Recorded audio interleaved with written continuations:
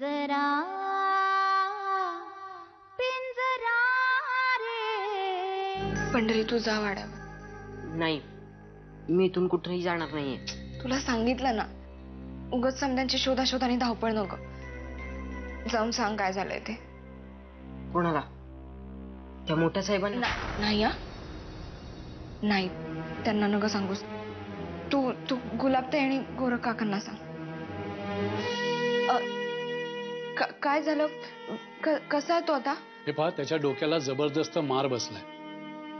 पण येत्या 24 तासात जर का तो शुद्धीवर आला नाही तर मात्र आपण कोणीच काही करू शकत नाही. ईर नेहमी म्हणायचा, पण मला त्याचं पटायचंच नाही बघ. लहानपणापासून आमचे म्हणजे त्याचं मला कधी पटलंच नाही. पण नेहमी तो बरोबर असायचा आणि आम्ही चुक.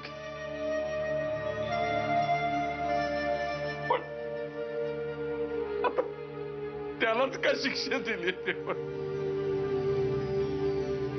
नाही तात्या, अहो तुम्ही कशापायी रडताय? वीरला काही बी होणार नाहीये. जर माझं प्रेम खरं असेल ना तर वीर या समजातून बाहेर पडल. बघा तुम्ही. दादाला नको सांगायला, त्याला उगीच धक्का बसेल. तो तर अक्कांना बी बसणार आहे की. एकुलता एक जावई हाय त्यांचा. तसं बी कुठल्या बी बाईला स्वतःच्या कुका इतकंच त्या लेकीच्या कुकवाची बी काळजी असतेच की. अक्काला सांगावं लागणारच आहे, कारण अक्काला जर ही बातमी कळली असती ना तेव्हा ना ती स्वतःहून माझ्याकडे आली असती. अहो मग जाऊया की, आता कशा पायी इथं थांबायचं? आपल्या वीरचा ऍक्सिडेंट झालाय. काय? वीरचा ऍक्सिडेंट? अक्का, कधी झाला ऍक्सिडेंट आणि मला कोणी सांगितलं कसं नाही?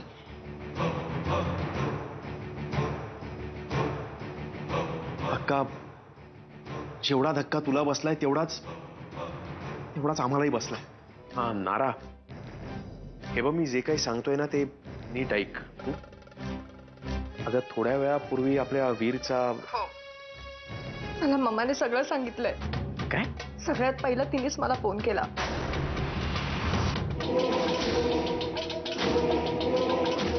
मला मम्माने सगळं सांगितलं. मम्माने सगळ्यात पहिला तिनेच मला फोन केला. गुलाब, मी येतो आणि तू आता खोलीत जा आपल्या. फक्त मध्ये मध्ये येऊन अक्कावर लक्ष तेवढं ठेव. लक्ष ठेव म्हणजे काळजी घे अक्काची. तिला केवढा मोठा धक्का बसलाय ना. वीरवर अगदी मुलाप्रमाणे प्रेम करते ग ही. म्हणून अवस्था समजू शकतो मी अक्काची. काळजी घे. बाय. मी येतो हॉस्पिटलमध्ये जा. अरे विष्णू, वाड्यावर केव्हा आलास? आजच अक्कांनी बोलवलं परत. चांगली गोष्ट आहे की.